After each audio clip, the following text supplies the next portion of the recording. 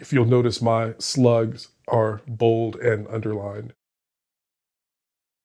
Can you explain why screenwriters should not use bold slug lines?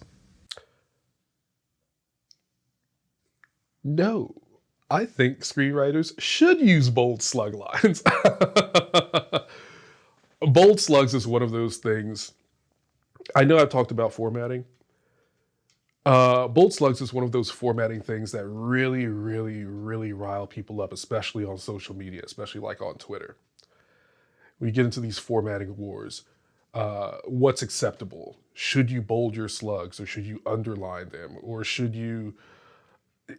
I don't know. It's just all sorts of like craziness. Bold slugs, I don't think are a big deal. I like to use them. I just think that it makes the page look better. Separates, clearly separates different scenes. Aesthetically, it's pleasing to me. But if, you choose not to bold your slugs or underline them, then that's fine. Like, that's not a big deal. That's not a big deal. I think, and this is to go back to something I said earlier, I think a lot of the formatting wars stem from people wanting to do their own thing instead of adhering to like an established format. People get the advice all the time, don't make your descriptions, your action lines too long. We don't want paragraphs and paragraphs of description. That's not how it's done.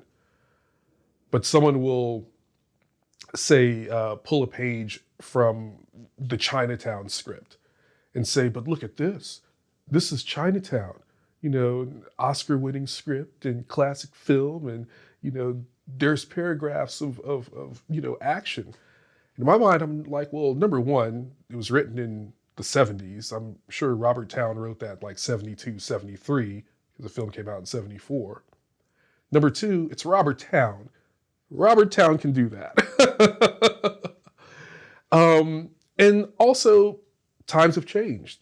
Whereas that was the norm. And if you, look at scripts from like the 70s, yeah, you'll see that they're very like prose heavy and, whatever, but that's what was done. Now, white space is, considered like, that's the good thing, they have like a lot of white space on the page. So keep your description short, your paragraphs, maybe 2 to 3 lines, like whatever. I mean, and these are all guidelines, but the thing is, you can't hold up an Oscar-winning script from the 70s and say, I want to do it this way because, I saw this.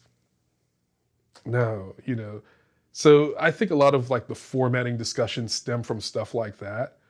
People see what established writers are doing and feel that they can do the same thing. And everyone says, because it's all about the story. And that's very true. Story is the most important thing, but kind of goes back to what I said earlier. If your work looks sloppy, or if it doesn't look like, in my opinion, if it doesn't look like it's adhering to, proper format, no one's going to get to the story. They're going to look at the script and say, what is going on here? This is not a screenplay. Why do you think there's more white space on the page than nowadays? I think more white space just means less words. People don't have the time to like really sit down and read. Like they want to get through a script as fast as possible. And so if there's a lot of white space, I feel that indicates that you're telling the story, using, economy of words, and they can get through the script. Even if, 100-page script, they can get through it in no time. Like I think a great example is Misha Green. She wrote a script called Mother. It's an action script. And like her action lines are very short. Like, I mean, some action lines like 1 or 2 words, and that's it. And the dialogue is also short. So there's lots of white space when you, flip through it. I can imagine any like development exec or producer like getting that script and flipping through it and being like, oh yeah, I can get through this in still have enough time to make it to Fridays for cocktails and potato skins, you know? So really think that that's why. Just people want to read and get through it as quickly as possible. So then when does the heavy dialogue come in? Or it doesn't? We're using less dialogue now? You know, I've heard from so many people, you know, you don't want to have a lot of dialogue. You don't want chunky blocks of dialogue. You know, you can get away with that if you're Tarantino, but most of us aren't Tarantino, you know, so they say it's best to keep your dialogue, you know, short. Um, so yeah, I don't. So the prose heavy Woody Allen, Diane Keaton conversations, those, as wonderful as those are, we're not having as much of those now? Right. I don't think so. I don't think so. And yeah, you know, like I love those movies and I love those sorts of exchanges in film, you know. I think because I think I tend to write a lot of dialogue. So what I do is I break the blocks up using like parentheticals or using short action lines. This way it doesn't look like a big massive, you know, speech, a big massive block of dialogue.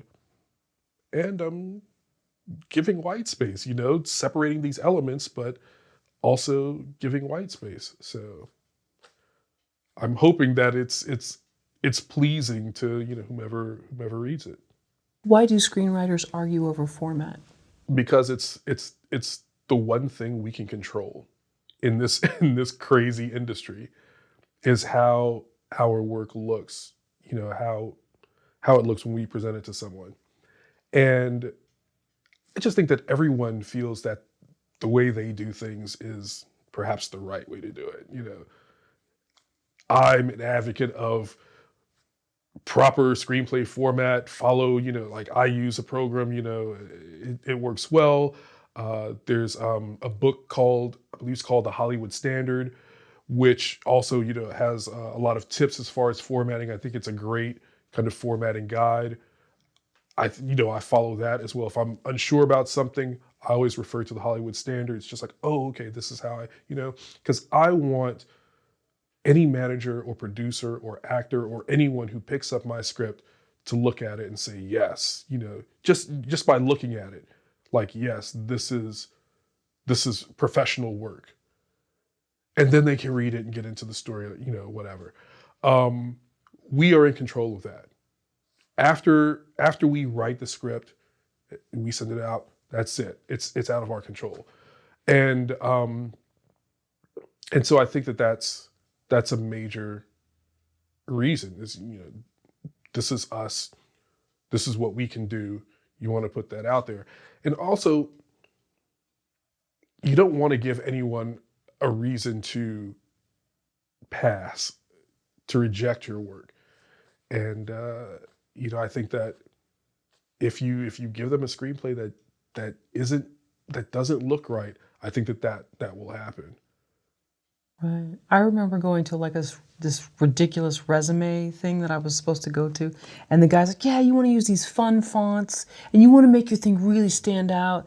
And I thought, why? Because that's going to just confuse the reader, and it sounds like that's the same thing. Like I don't want to submit a script that has a fourth of an inch margin all the way around and a cursive font that's a cool, you know, Gaelic looking thing. Right. And you know, and that's the thing is that I'm with formatting. You know, I'm not talking about like there are people who argue over using a fun font on the title page. I think that that's fine. I've done it. You know, that's cool. But the title page, it's supposed to look a certain way. You know, you have your title, you have your writer's name, and then you've got the information, you know, in the bottom left corner. I think that a fun font, you know, for the title is fine. But as you mentioned, can't be that fun font throughout the entire script. Like that's not going to work. And so, Jay, you've brought some examples of your own work here, a script. Can you talk us through how it should look?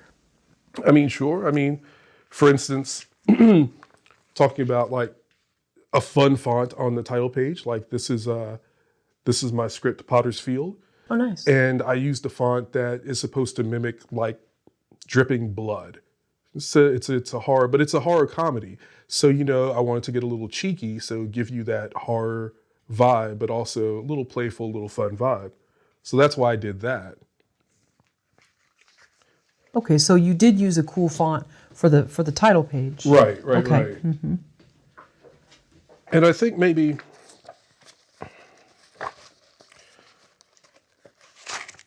a page like this illustrates what I was talking about. Right, white on the page. Okay. Right, you know, short dialogue blocks.